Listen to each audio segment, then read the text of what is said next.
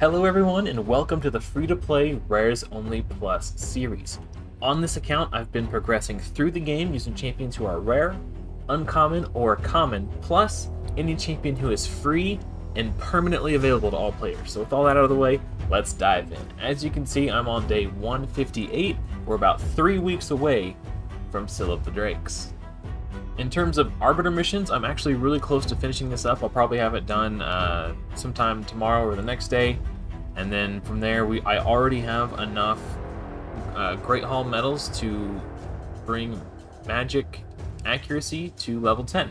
It takes 1,000, and we're there. I could do it now if I wanted to, but I don't really feel like it. I want to wait. I know it's retroactive, I just want to wait. And then in terms of clan boss, this takes me 2 keys. I do this every day. That's on farm, that's on farm, that's on farm, that's on farm. This will probably take me 3 if I'm lucky, probably 4 keys to finish. So that's fine, and then that's on farm, that's on farm, that's on farm, that's on farm. And then this probably takes me 4 if I'm lucky, but probably 5 keys. So I might have to spend 100 gems on this one day and then Arbiter's hours. So we're looking good there. In terms of legendary books, I'm a little shy actually. I'll probably need a few more. After I build Syl and Arbiter, I'm going to be rather empty. And I'll have about 3 months to recoup them before I get Physics.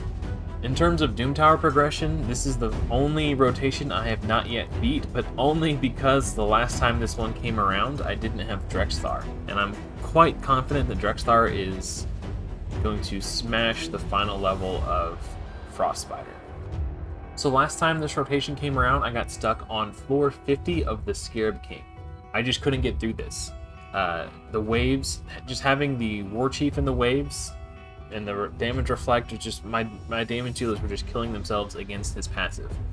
This time we had Yakarl the Scourge. We were able to crowd control them and turn meter control the boss. He's just crazy good. He's like an S tier champion for Scarab King. So this time it was no trouble at all. And then we smashed Nether Spider because of Drex. And then this, I think this team speaks for itself. So I don't think we're gonna have any troubles beating it on floor 120. I was not able to do this secret room, which brings me to the thumbnail of this video. I think it's finally time that I build Yaga the Insatiable. I think it's time, and now hear me out. I actually have really good reasoning for this, and this isn't something I'm just doing for clicks or whatever. I've thought about this a lot. Right now, I'm building towards an Ultra Nightmare Clan boss team, and that entire team, all 4 of my debuffers, 3 of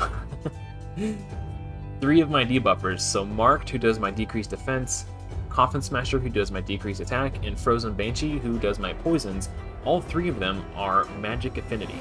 So on days where the clan boss goes force, I'm basically host.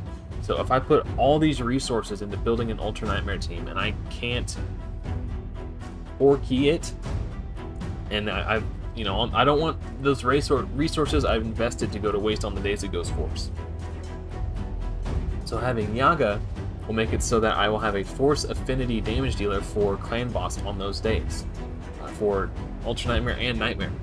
Not only that, but if you look at the Skinwalkers faction and look at the champions who I will have access to in order to complete faction wars, there aren't really any good damage dealers in here. Like maybe Panthara, but she has horrible base stats.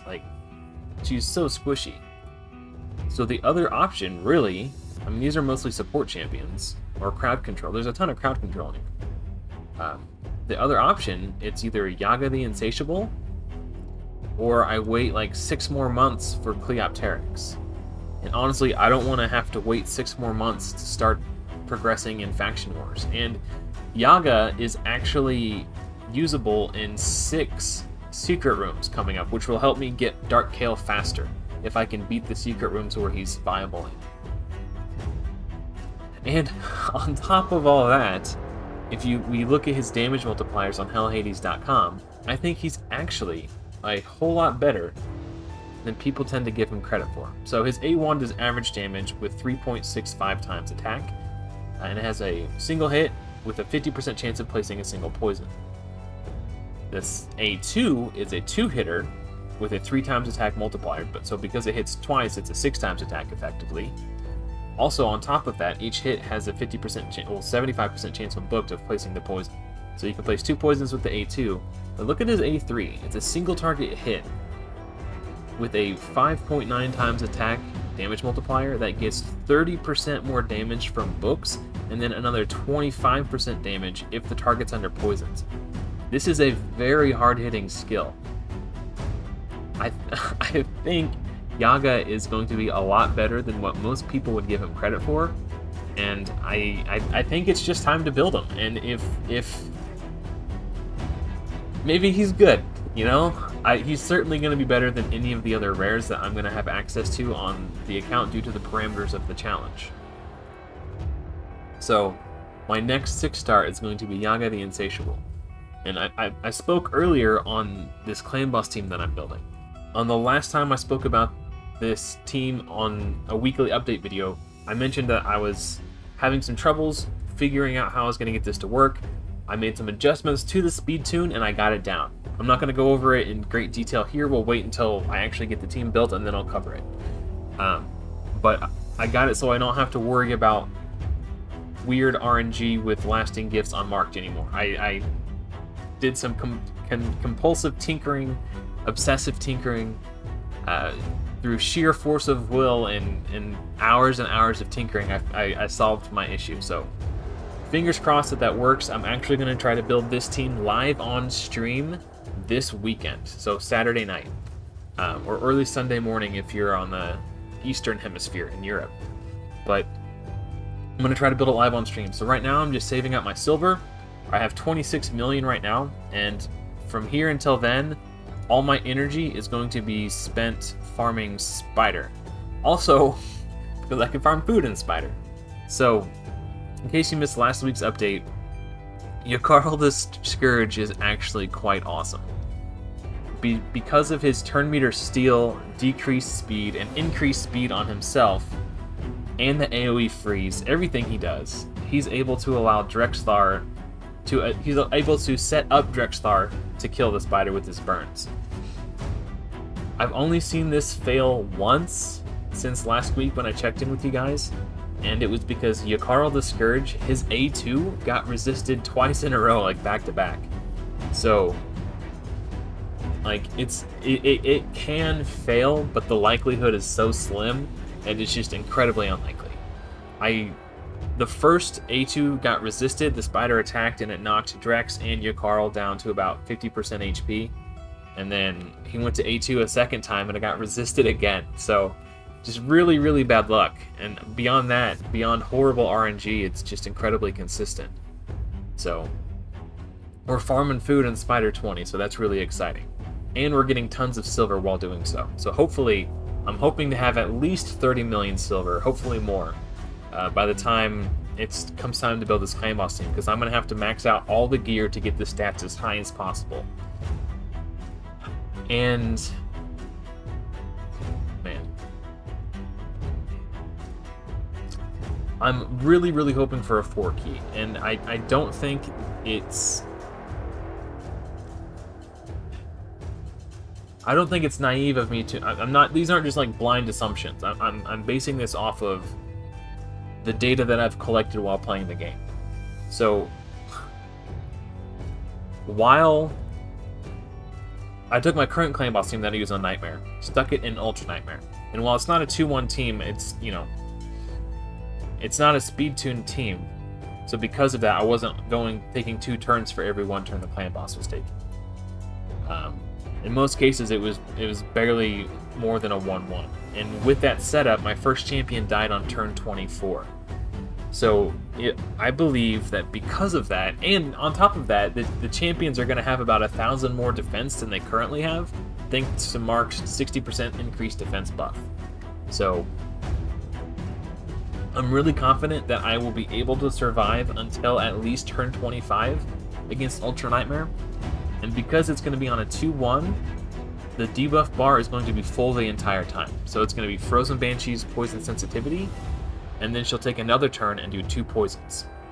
And then she'll take another, and the clan boss goes. Then the duration of these poisons and poison sensitivity go down by a turn. Then she takes another turn to place 2 more poisons, and then another turn to place 2 more poisons. So that's 7 of 10 debuff slots. Then I have Marked to do decreased defense on her A1. I have Hellborn Sprite to do weaken on her A1, and then I have Coffin Smasher to do decreased attack on his A1. So we're going to be turning off Coffin Smasher's A2. We're going to let Frozen Banshee and the others fill the debuff bar with their debuffs. So we're going to have 6 poisons and poison sensitivity on the clan boss every single turn. So that's about what I do now with my current clan boss team. And on top of that, we're going to be getting the War Master and Giant Slayer hits. I don't know. I don't know how much damage it's going to do, but I'm confident I could live to at least turn 25. Fingers crossed. Optimistically hoping for turn 30. And if I could do that, I'm confident I should be able to do at least 18 million damage, which is like kind of 17.5 per key is the bare minimum for a 4 key. Because I don't know. So it's going to be close. It's going to be tight. But even if we fail to do the 4 key on Ultra Nightmare, it will be merely a temporary setback. That's going to do it for me, guys. Thank you so much for watching. I know there wasn't a whole lot to report this week, but next week we'll know whether I beat this final rotation of Doom Tower or not. So stay tuned for that. And also, just a reminder, we'll be building the Ultra Nightmare Clan Boss team live. So again, if that's the kind of thing that you're interested in, make sure you tune in for that because it's going to be huge. If we can pull it off. If not, it's not the end of the world. But I'm nervous. I've got butterflies in my stomach, and I've been dreading this moment for a while. I just don't want it to fail. I feel like I've got a lot riding on this. So anyway, wish me luck. Tune in Saturday for the live stream. Hopefully I'll see you there. But anyway, thank you so much for watching. Hopefully I will see you in another video soon. But until next time, everyone, happy raiding.